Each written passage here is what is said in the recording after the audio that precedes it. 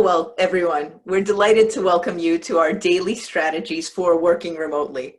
Today we have with us Kathryn Britton. Hello, Kathryn. Hey there, Sonia. Good And to be here. we're especially delighted that Kathryn will be talking to us about taking the long view and about things that you can keep in mind now during this weird time of the coronavirus for the future.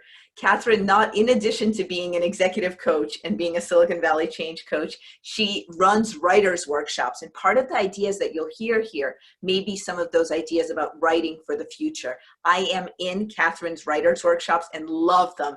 So in addition to coaching, you're also going to get a long-term perspective like history and author-like. So we're delighted to have you. Hello, Kathryn.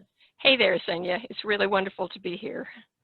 So, shall I just get started then? That sounds wonderful. For everyone who's joining us for the first time, Kathryn will be giving us tips for about the first 20 minutes, and then I'll join back in and we will have questions from you.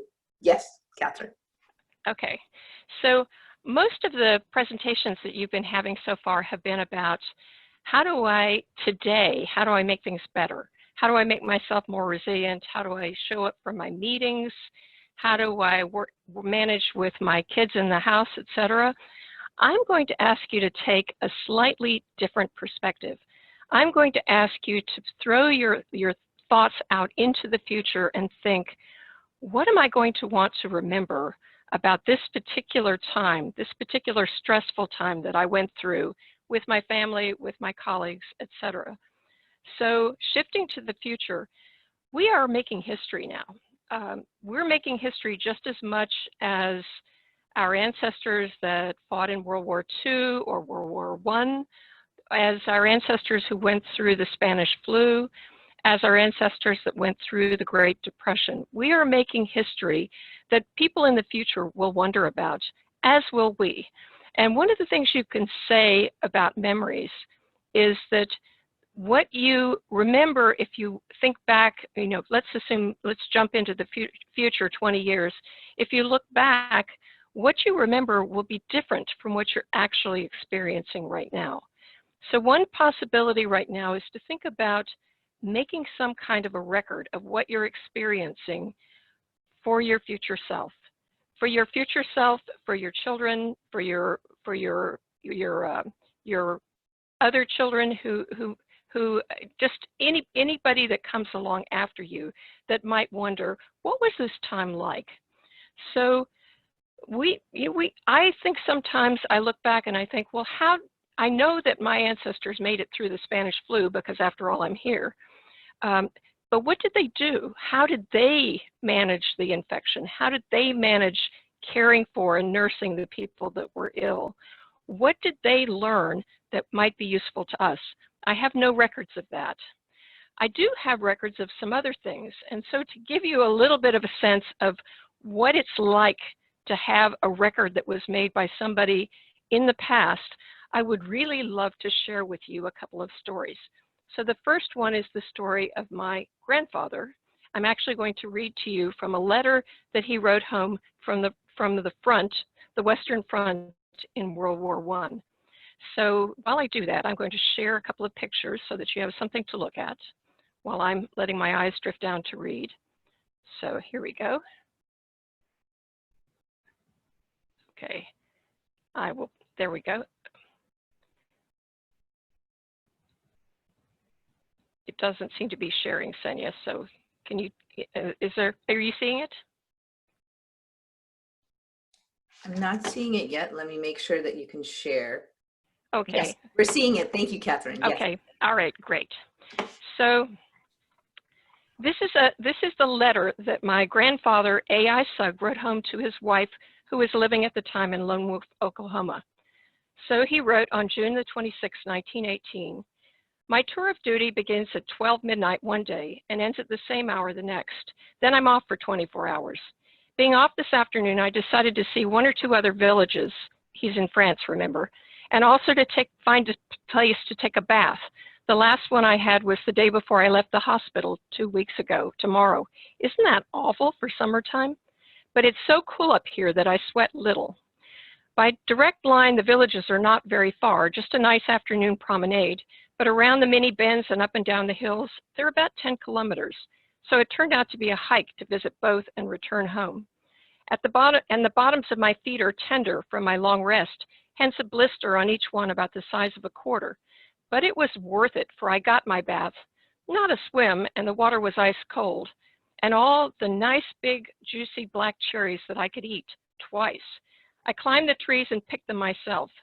They're free here along the roadside like cottonwoods and locusts there. Many of the trees are too big to climb without a ladder. I've not picked any before because of always being on horseback and either with another officer or my orderly when out on the roads, and the dignity of my position would not permit it. Really, it would look funny to see an officer of the army on the battlefront up a cherry tree while his orderly held his horse. My, doesn't that sound big, to speak of an orderly. While walking down the creek this afternoon looking for a swimming hole, I was just passing an old man and a boy mowing hay with a scythe and two little children playing under a tree when crash, about 100 yards away under some trees and camouflage, a cannon fired. And on the hillside about 200 yards in front of the battery position were 3 women at work in a field. I was just beside the children when the shot was fired and they didn't seem to hear it, nor did the women over whose head the shot went look up from their work. So what kinds of things, just take a second to think, what kinds of things did you hear in this particular passage? To start out with, and if you wanted to put any in the chat space, that would be lovely. Some of the things that I heard were something very everyday, taking a delight in getting a bath again. Imagine going 2 weeks without a bath, and living as he did, probably intense all the while. Having a particular delight in something delicious to eat. Noticing that the people in the fields were going about their business, not paying any attention to the cannon fire that was going on over their heads. Giving his wife a sense that he was okay because he was doing ordinary things. So part of the reason I chose this story, I have another story, I have all of the letters that he wrote my grandmother from overseas in my collection. But part of the reason I chose this one was it was not anything enormous happening. It was not something that would show up in a history book. And yet, by reading his words, we get a picture of what it was like to be right in that time, at the time. That's something different than if I had asked him 20 years later, you know, grandfather, what was it like for you to be in World War I? He would have drawn a completely different kind of picture. So, and that's because the way we remember things is not usually exactly the way we experience them. So I am suggesting that you take some time right now to think about what you're experiencing and somehow find a way of capturing it so that when you are looking back sometime in the future, you will have a sense of this is what the time was really like. The other reason for doing that, and this is a really quick story about my sister who had surgery earlier, actually at the beginning of March, very, very major surgery. So I spent a great deal of time with her in the hospital and caring for her right after she got out of the hospital. She was there for 3 weeks in the hospital, so it was very serious surgery. One of the things that we did was to keep track every day. We took notes on an application called Caring Bridge.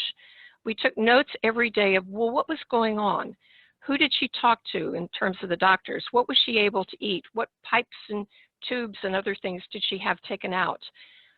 What walks was she able to take? This is something that we did to share with other people who were interested in what was going on with her. And we didn't want to have the same phone call over and over again with people. We just kept it on this Caring Bridge application, and maybe about 150 people who were in my sister's circle were able to log in and read what was going on and post comments and put hearts against things that they particularly liked and post jokes and participate with her. One of the things that happened on about day 40 after her surgery, she was feeling very, very low-spirited. She was feeling like, you know, I'm never going to be back to my regular self again. One of her friends went to day 20, which was half the distance between the surgery and then, and reminded her of how much she had managed to advance from day 20 to the current day. So that being able to think in terms of what kind of progress have I made is really hard to do unless you put stakes in the ground that you can compare to. So having the description of day 20 that she could look back at on day 40, and then again on day 60, et cetera, was something that helped her realize, downward comparison, particularly downward comparison from your present to your past, can always be very, very helpful. So right about now, you might be thinking, well, what have I learned over this particular period of time? Where have I advanced? What is working better for me than it did when I first started this? And if you had some kind of record of where you were and what you were doing, that would make it easier for you to picture. So the first thing that I'm going to, that I can hear people say is, oh, I am so busy, I can barely breathe. You are suggesting that I take time to write these things down. The first thing I'd like to say is writing doesn't have to be writing, and it doesn't have to be long. So the first thing that you could think about is, if you're one of those people like all the computer scientists that I went to graduate school with, who really, they took computer science because they hated to write, and they never wanted to ever have to write a paper. If you're one of those people, you always have your phone, and you can turn on your camera app and just talk to it for a minute to capture, this is what's going on right now. And that creates a record. So it doesn't have to be writing. It doesn't have to be long. It doesn't even have to be grammatical or fluent or anything. Just capturing the facts of what's going on right now in order to create that stake in the ground that you can then later look at. So here are some questions that you might think about. What's happening today? What's hard about what's happening today? And what have we figured out? So those are 3 quick questions that you might ask. And you might also not try to do it on your own. This could be something where you put your phone in the middle of the dinner table, turn on the button for the record, and you ask the question and you get everybody at the table to answer, to say, what is it that we want to remember about this particular day? The daily routine seems like it should be dull, right? You think to yourself, why would anyone ever want to read about my daily routine? And yet, I think back to my grandmother had 12 children and 10 boys and 2 girls. And I often think back, what was her life like when she was raising these 10 children? What was actually going on? I would love to know the details of her daily life. So if you push away these thoughts of this is just everyday whatever, and remember, you are in the middle of a historic time. You are part of making history, and the choices that you make in the small today shape what your future is going to be like. And it shapes, because all of our experiences add up, it shapes what the future is going to be like for us all. So here are some more questions you might think about. How do we divide up the chores? Who's doing what? How have we gotten the children in the family involved in working out the solutions to our daily problems? What part of the responsibility are they picking up? Who are you reaching out to? Particularly people who are alone. Who are you reaching out to, and why did you choose those particular people? What was going on through your mind when you made those choices? What aspects of the old life do you miss the most, and how are you compensating? And even possibly, what is it that's new that you actually like and want to continue into the future? Other questions might be, what makes you laugh?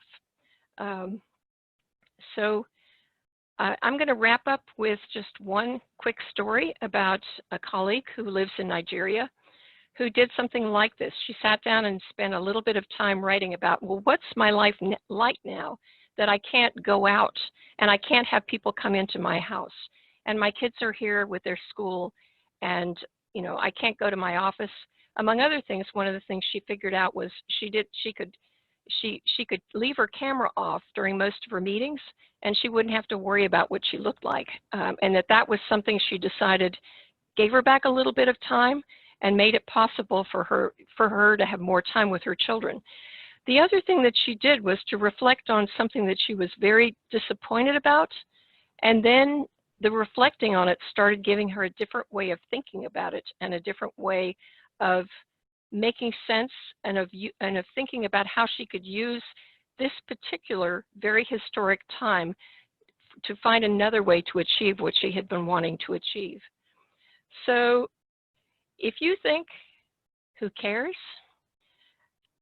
I want you to think about your future self. That could be your future self in 2 weeks. It could be your future self in 2 years. It could be your future self in 20 years. And I want you to think about people that come after you. This could be your children, your nephews, your nieces, you know, other people in the family. What was this like? What was this historic time like for you? And how did you make it work? Thank you. Kathryn, thank you so much. Thank you. We already have some questions popping up, so 2 to begin with. Would you please repeat the 3 questions again? Somebody asked. Okay. Well, I had two sets of questions, but I'm going to start with I think there was the one that came first. Here's what's happening today. So it's really more of a writing prompt. The next one was, what's hard? Okay, here's what's hard. And the final one was, here's what we figured out.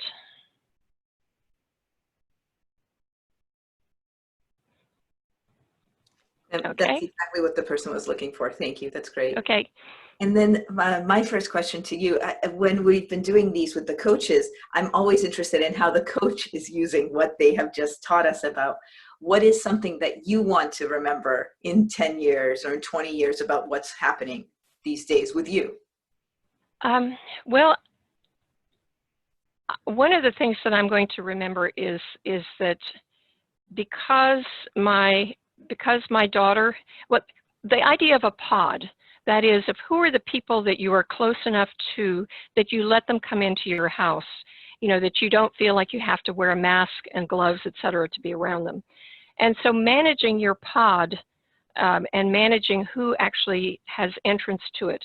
So this is something that's been coming up in my own family. My daughter and son-in-law found that their pod of 3 people, because they have a 6-month-old son, was just too small. And so they have moved down close to us so they could make a bigger pod that includes the 3 of us that are living in my house, so that we can also help take care of my 6-month-old. So I want to remember what it was like to have my pod expand. Mm-hmm. So specifically that experience as the pod expanded, what did that feel like? What was that like? Right. Yeah. And questions come up, like my son-in-law had to go to the dentist this morning because a filling fell out.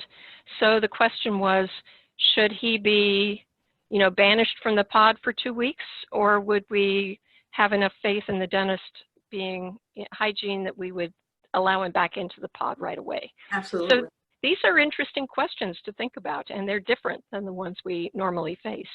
They are.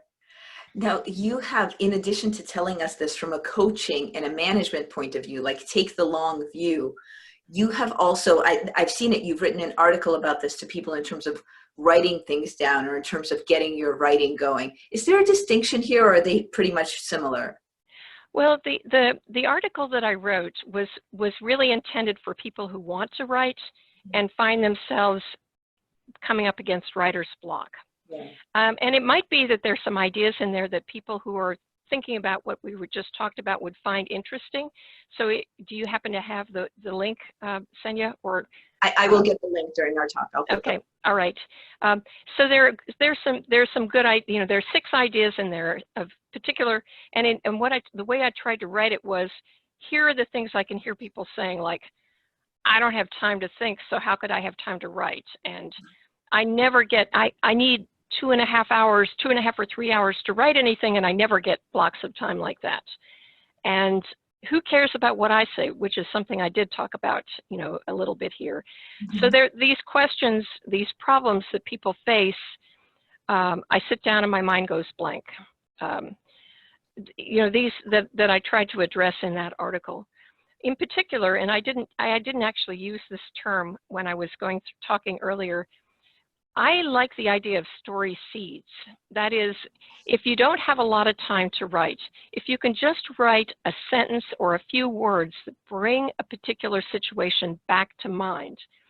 But it takes thinking a little bit as you're experiencing it, thinking, okay, this is interesting, I should, and then finding a way of characterizing it so that when you're ready to come back later and actually spend some time with it, that you can bring it back to your mind.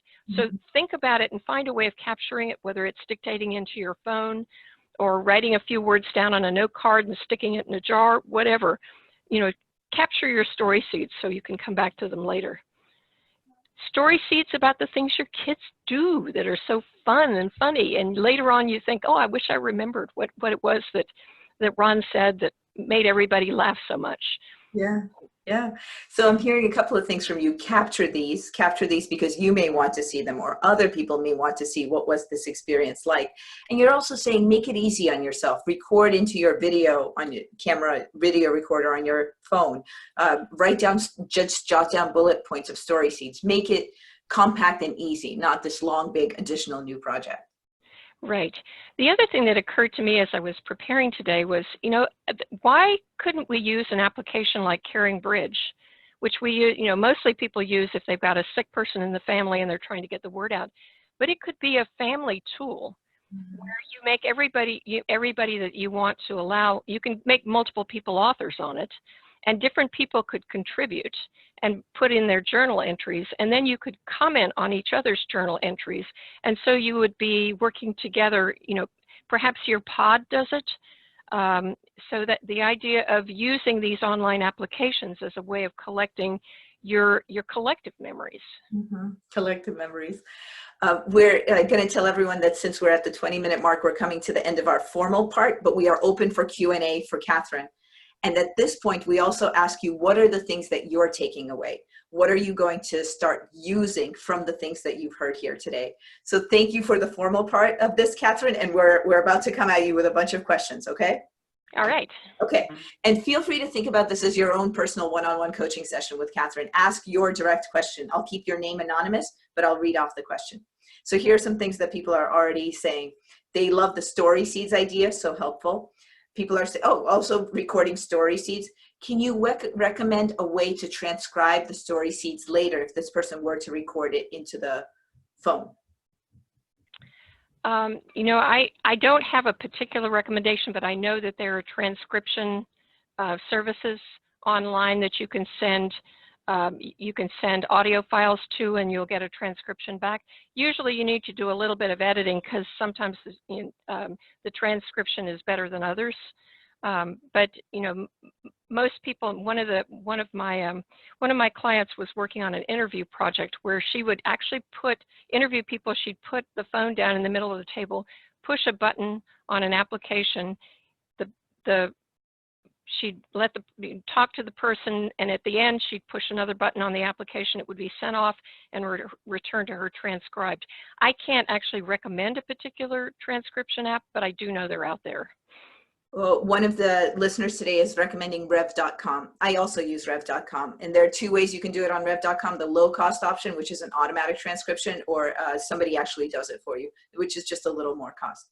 So I second that recommendation. We've got two comments for you, Kathryn. One is somebody's taking away the idea of capturing the moments. So actually just capturing them and having them. And another person is taking away the idea of how writing things down helps deal with difficult situations today. Right. And part of what I think of is you may think, oh, writing down something that's really difficult today. And by the way, one of the things I write down is sometimes I'll wake up in the middle of the night and I'll be having more or less a nightmare or something that won't let me go back to sleep. So I've got what I call my worry monster. Sometimes I'll write down what the worry monster is telling me so that I think, oh, because it characterizes what is going on in my brain and what's difficult for me. And it's okay to capture that too, because it doesn't have to be all happy things that you capture. It could be the difficult things too, partly because of this downward comparison later, where you can look back and laugh at, I worried so much about that, whatever. Or it could be something that just helps you know when the worry started, gives you a little bit of a sense of your own history. You're kind of tracking it over time as you start, because most of us on this call, you're telling us, and we're hearing it for the first time, but you're telling us there's a little bit like a payoff that comes pretty soon, because you're seeing the things that are happening over days, over weeks. Right. Okay, last comments for Kathryn. We are 3 minutes from our end. Either something that you are taking away or a brief question that you have for Kathryn. I will, while you're writing things down, I will say what I'm taking away. I'm taking away just how much more impactful it can be than you think it can. And specifically the story, your grandfather's story. Just those things that resonate when you're reading it, that resonate as so specific and so interesting, where they might have been mundane at the time that he wrote them down. Correct. Yeah. I had an alternative. I could have picked the story of the day that when he wrote down how he learned about the end of the war, and how they had just packed the wagon up, and then they were told, no, we're not going anywhere. So they had to unpack the wagon and put their tents and make their beds again. And then, the sound of the gunfire up and down the line as people were shooting their guns into the air. But I thought, well, that's more of a historic day, not quite the point I wanted to make, which is a daily day, an everyday day. Well, and hopefully we will have that day too, like restrictions lifted, or go walk to the park and play with your friends, play basketball with your friends. Well, hopefully we can recount those kinds of days too. Exactly. Yeah. Thank you so very much. Taking the Long View with Kathryn Britton. Thank you so much.